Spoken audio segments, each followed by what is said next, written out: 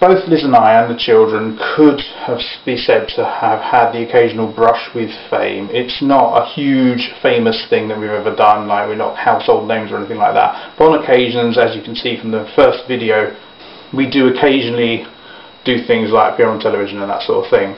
To be specific, Liz has been on the telly for drinking her own urine. I've been on the telly, well, in a couple of documentaries, and I've also been in a program about home education. So it can be done. Now, I don't know what happens if you become mega famous, but judging by what happens to us, what we tend to find is that the media only want you to be famous in a particular way. They restrict your profile so that you are the person who drinks her own urine on TV or something like that. But I think that's actually not the media doing that. I think that's a process that happens anyway. So you get into the situation, for example, where you are known to be a home educator, so you get on the telly as a home educator, and then people find that and they see you as a home educator.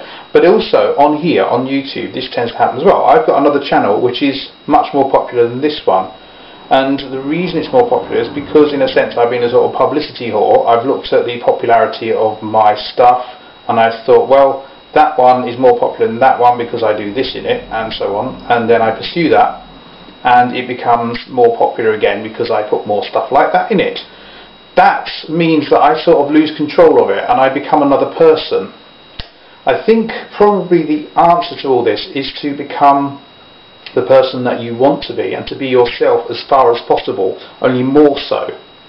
Now there's another thing about it. I don't actually want to pursue fame. I don't think fame is something that's actually worthwhile in itself. What you have to do, or what is best for you and for everybody, is just to do your own thing, and then if people are interested in that, that's fine, and if they're not interested in it, it's also fine. But you don't want to go out and become a sort of artificial person, because fame is not worth pursuing in itself. There's no reason why people should just want to be famous for the sake of it, although it does seem that a lot of people are like that now.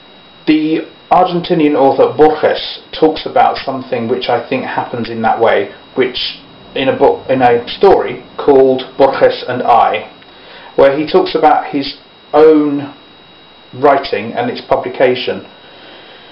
That he's put himself out there, he's written something and it's a particular version of himself. He doesn't know who's written the story of Borges and I for that reason, because he's out there and then there's him. There is this sort of scary thing that you put something out there, you don't know how people are going to respond to it, and it's just there, and you've done it. It's like you've crossed the Rubicon, there's no going back.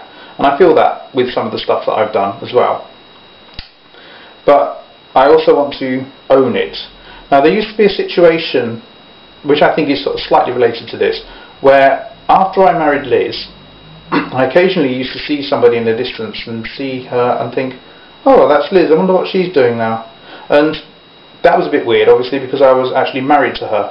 Now what happened eventually with that is it stopped taking place, and the reason it stopped taking place was I was training to be an adult ed tutor, and I decided to observe her class as part of my exercise in doing that.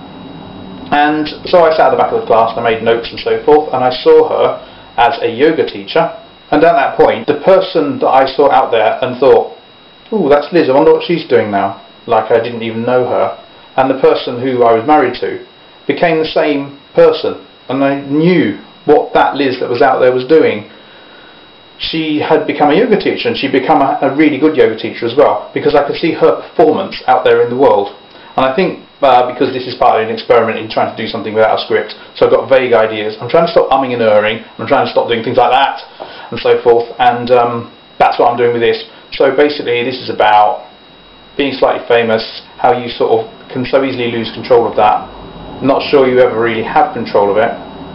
And you don't want to be a fame whore, you just want to do your own stuff and be yourself as far as possible, but perhaps be yourself in a slightly more vivid and exaggerated way. But there's a danger there of becoming false, starting to believe in your own mythos or whatever. And also, you don't want to aim for that. There's not really much in it. It hasn't ever brought any money in, by the way. We have no income as a result of our very, very small, tiny little bit of fame that we get occasionally. But it's quite easy to get.